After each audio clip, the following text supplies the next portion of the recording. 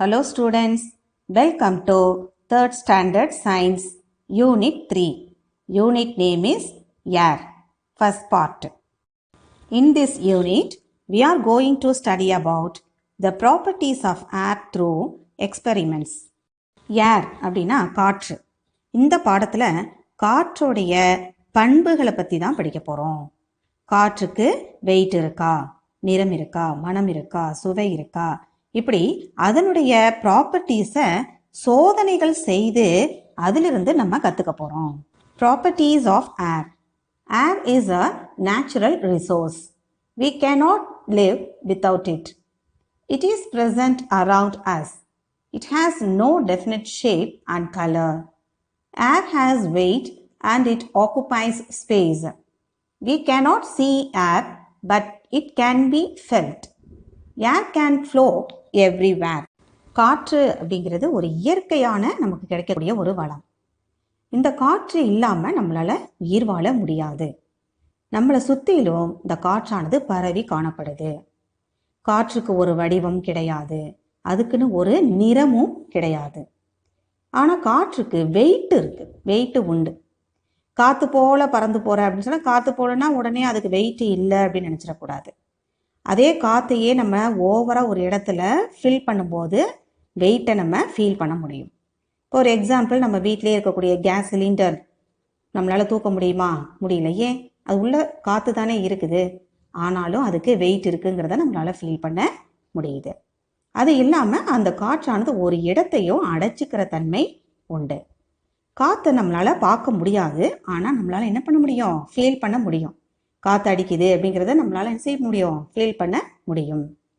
காற்று எல்லா இடத்துலையுமே பரவி ஃப்ளோ ஆகிக்கிட்டே தான் இருக்கும். Air occupies space. Materials required a tumbler, a bowl and water. அதாவது காற்று ஒரு இடத்தை அடைத்து கொள்ளும் அப்படிங்கிற பண்பை நிரூபிக்கிறதுக்கு நம்ம ஒரு எக்ஸ்பெரிமெண்ட்டு செஞ்சு பார்க்க போகிறோம்.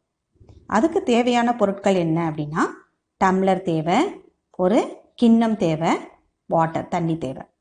Procedure: place a tumbler on the surface of the water kept in a bowl. Push the tumbler straight into the water. Now tilt it slightly and push it into the water. Do you observe any difference? Yes, air bubbles come out of water. ஒரு பெரிய கிண்ணம் எடுத்துக்கிறோம். அதில் ஒரு முக்கால்வாசி தண்ணியை நிரப்பிக்கணும். ஒரு empty டம்ளரை தலைகீழாக கவுத்து அந்த தண்ணிக்கு உள்ளார நம்ம டிப் பண்ணுறோம். உள்ளே நம்ம அழுத்தும் போது கொஞ்சம் டைட்டாக தான் இருக்கும். ஓரளவுக்கு உள்ளே அழுத்தினதுக்கப்புறம் அந்த டம்ளரை மேல் வாக்கில் லேசாக இப்படி ஒரு சாய்வு சாய்ச்சிட்டு விட்டுருங்க, உள்ளே டிப் பண்ணுங்க. அப்போ பார்த்தீங்கன்னா உங்களுக்கு என்ன ஒரு வித்தியாசம் தெரியும்னா, அந்த வாட்டர்லேருந்து ஏர் பபிள்ஸ், அதாவது காற்று குமிழிகள் வெளியே வரதை உங்களால் பார்க்க முடியும். இந்த ஆய்விலிருந்து நம்ம என்ன தெரிஞ்சுக்கிறோம் அப்படின்னா, எம்டி டம்ளரை தான் நம்ம அந்த குடுவைக்குள்ள கிண்ணத்துக்குள்ளார வாட்டருக்குள்ளார விட்டோம். ஆனால் அந்த எம்டி டம்ளருக்குள்ளார ஏர் காற்று இருந்திருக்குது. அந்த காற்று உள்ளே போகும்போது தண்ணி அதை அடைக்கும் போது நம்மளால் டைட்டாக ஃபீல் பண்ண முடியும். தண்ணி அந்த டம்ளருக்குள்ளே போக முடியாதபடி அந்த காற்று அடைச்சிக்கிட்டு இருக்குது. நம்ம லைட்டாக அந்த டம்ளரை மூவ் பண்ணுறதுனால என்ன ஆச்சு? அந்த காற்று அந்த தண்ணியிலிருந்து எஸ்கேப் ஆகுது. அதுதான் நமக்கு காற்று குமிழிகளாக வெளியே வந்துச்சு இல்லையா? இது அப்போ இதுலேருந்து நமக்கு என்ன தெரியுது? ஒரு எம்டி டம்ளராக இருந்தாலும் அது உள்ளார நமக்கு காற்று போய் என்ன பண்ணிக்கிருக்கு? ஆக்குப்பை பண்ணி இருக்கு. இப்படி காற்று ஒரு இடத்தை அடைக்கக்கூடிய தன்மை உள்ளது அப்படிங்கிறத நமக்கு தெரிய வருது. Next property, hot air rises up. Tie a balloon to the mouth of the bottle as shown in the picture. Let the mouth of the bottle be narrow. Keep the bottle in a vessel containing hot water. Observe it for some time. The balloon expands. Why?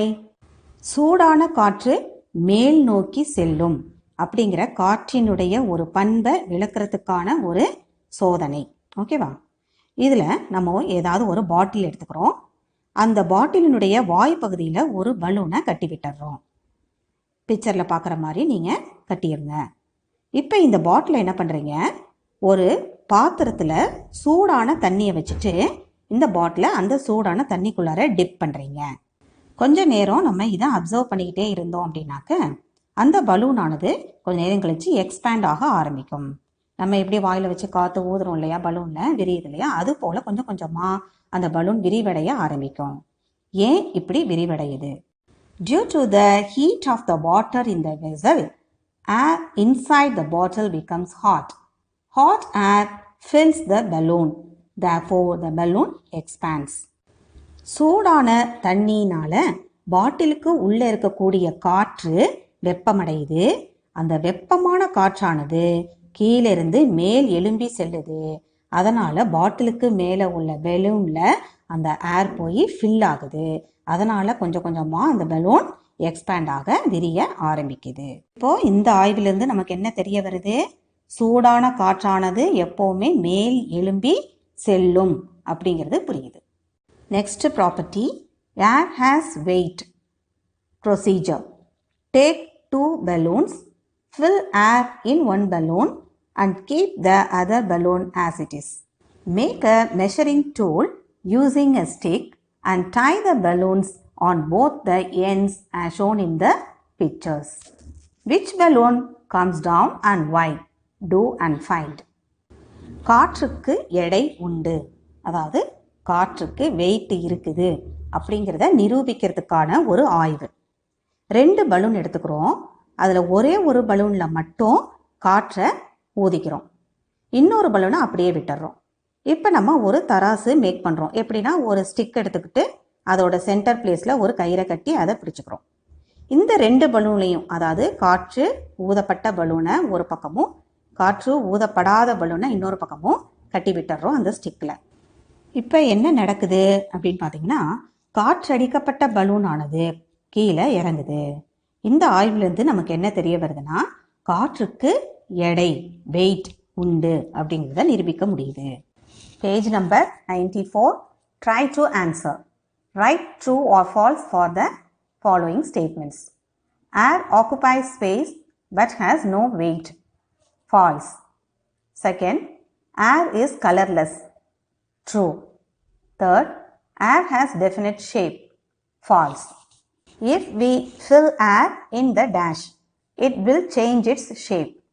Jara, jagga, bala. Answer is ball. C. Which of the following is required for good health? Dust, clean air, smoke. Which one is correct? Clean air. Air moves and pushes things. Light an incense stick in the corner of the classroom and observe. The smoke of the incense stick moves everywhere. The air pushes the smoke. காற்றானது ஒரு இடத்திலிருந்து இன்னொரு இடத்துக்கு நகரும், மற்ற பொருள்களையும் நகர்த்தும் அப்படிங்கிற பண்பை நிரூபிக்கிறதுக்கான ஒரு ஆய்வு. ஒரு ஊதுபத்தியை பொருத்தி நம்ம ஒரு மூலையில் வைக்கிறோம். ஆனால் அந்த ஊதுபத்தியினுடைய நறுமணம், வாசனை அந்த ஒரு மூலையில் மட்டுமா நிற்கிது? இல்லை, அந்த ரூம் ஃபுல்லாக பரவுது, அடுத்த இடத்துக்குமே போகுது. இதுக்கு என்ன காரணம் அப்படின்னா, அந்த ஊதுபத்தியிலிருந்து வரக்கூடிய ஸ்மோக், புகையை காற்றானது தள்ளி விடுறதுனால தான் அந்த ஊதுபத்தியினுடைய வாசனையும் அந்த காற்று போகக்கூடிய எல்லா திசைகளுக்கும் பரவி காணப்படுது. See the clouds in the sky that moves everywhere. Clouds move because of the movement of air. வானத்தில் பார்த்துருக்கீங்க இல்லையா, மேகங்கள் அப்படியே நகர்ந்துக்கிட்டே போகிற மாதிரியே இருக்கும். இதுக்கு என்ன காரணம் அப்படின்னா, காற்று தான் அந்த மேகத்தை நகர்த்துது. Electricity is generated from wind with the help of the windmills. காற்றை பயன்படுத்தி காற்றாலை மூலமாக மின்சாரமானது உற்பத்தி செய்யப்படுகிறது. Next, air property. Air is required for burning. Light a candle and place it on a table. Now cover the lighting candle with the glass jar. Observe what happens. ஒரு பொருள் எரிவதற்கு காற்று தேவை என்பதை நிரூபிக்கிறதுக்கான ஒரு ஆய்வு. ஒரு மெழுகுவர்த்தி எடுத்து அந்த மெழுகுவர்த்தியை நம்ம பொருத்துகிறோம். அதில் நம்ம ஒரு கிளாஸ் டம்ளரை போட்டு இப்போ மூடிடுறோம். இப்போ என்ன ஆகும் அப்படின்னா, அந்த மெழுகுவர்த்தி அணைஞ்சு போயிடுது. இந்த ஆய்விலிருந்து நமக்கு என்ன தெரியுதுன்னா, அந்த மெழுகுவர்த்திக்கு காற்று கிடைக்காததுனால தான் அணைஞ்சு போயிடுது. இதிலிருந்து ஒரு பொருள் எரிவதற்கு காற்று தேவை அப்படிங்கிறது நிரூபணம் ஆகுது. Next property, air exerts pressure. When you drink fresh juice, you suck it through straw. We do this with the help of air. காற்றுக்கு அழுத்தம் உண்டு அப்படிங்கிறத நிரூபிக்கிறதுக்கான ஒரு ஆய்வு. ஒரு டம்ளரில் ஃப்ரெஷ் ஜூஸ் எடுத்துக்கிறோம். அதில் ஒரு ஸ்ட்ரா போட்டு நம்ம குடிக்கிறோம். அந்த ஸ்ட்ரா காற்றின் உதவியால் தான் ஒர்க் ஆகுது. அது மூலியமாக தான் நம்மளால் உறிஞ்சு குடிக்க முடியுது. How does a straw work? Mix a few drops of ink in half a glass of water. Place a transparent straw inside the glass containing colored water. Then place your finger on the top of the straw and pull the straw out of the liquid. What happens? Then remove your finger from the straw. What happens? While your finger covers top of the straw, the liquid remains in the straw. When you remove the finger, the water flows out. When you keep your finger on the straw, you are lessening the pressure of air over the straw. The greater pressure of air under the straw can hold the liquid inside the straw. இப்போ நம்ம ஒரு class டம்ளரில் தண்ணி எடுத்துக்கிறோம். அதில் ஒரு 2-3 சொட்டு இங்கு விட்டுக்கிறோம். அப்போ அந்த தண்ணி கலராக மாறிடுது. இப்போ நம்ம ஒரு ஸ்ட்ரா எடுத்து, ஒரு எம்டி ஸ்ட்ராவை எடுத்து அந்த தண்ணிக்குள்ளார விட்டுட்டு டிப் பண்ணிவிட்டு எடுத்து பார்த்தோம் அப்படின்னா அந்த ஸ்ட்ராக்குள்ளார எந்த ஒரு கலர் வாட்டரும் இருக்காது. திரும்பவும் நீங்கள் அந்த ஸ்ட்ராவை அந்த கலர் தண்ணிக்குள்ளார விட்டுட்டு மேலே ஒரு ஃபிங்கரை வச்சு அடைச்சிக்கிறோன்னு வச்சுக்கோங்க. அந்த ஸ்ட்ராக்கு டாப்பை அடைச்சிட்றோம். இப்போ நம்ம அந்த ஸ்ட்ராவை அந்த தண்ணிக்குள்ளார எடுக்கும்போது பார்த்தீங்கன்னா அந்த கலர் வாட்டரானது அந்த ஸ்ட்ராவுக்குள்ளார பாதி அளவுக்கு நின்றுட்டுருக்கும். இதுக்கு என்ன காரணம் அப்படின்னாக்க, அந்த ஸ்ட்ராவுக்கு கீழே இருக்கக்கூடிய ப்ரெஷர் அந்த ஸ்ட்ராவுக்குள்ளே இருக்கக்கூடிய தண்ணியை உள்ளே தக்க வைக்குது. இப்போ அந்த மேலே இருக்கக்கூடிய ஃபிங்கரை ரிமூவ் பண்ணதுக்கப்புறம் பார்த்திங்கன்னா அந்த வாட்டர் கீழே ஃப்ளோ ஆகிடும். இதுக்கு காரணம் ஸ்ட்ராவுக்கு மேலேருந்து ஒரு ஏர் ப்ரெஷர் அந்த தண்ணியை கீழே தள்ளி விட்டுறதுனால. இப்போது இந்த எக்ஸ்பிரிமெண்ட்லேருந்து காற்றுக்கு அழுத்தம் உண்டு அப்படிங்கிறத கற்றுக்கிட்டோம். இந்த பாடத்தில் இருக்கக்கூடிய எக்ஸ்பிரிமெண்ட்டு எல்லாத்தையும் உங்களுடைய பேரண்ட்ஸ் முன்னிலையில் அல்லது எல்டர்ஸ் யாராவது ஒருத்தருடைய முன்னிலையில் மட்டுமே செஞ்சு பார்க்கணும். Okay children, in this part we have learnt about the properties of air through experiments. Next class we are going to learn about the process of breathing and the types of wind. Thank you children.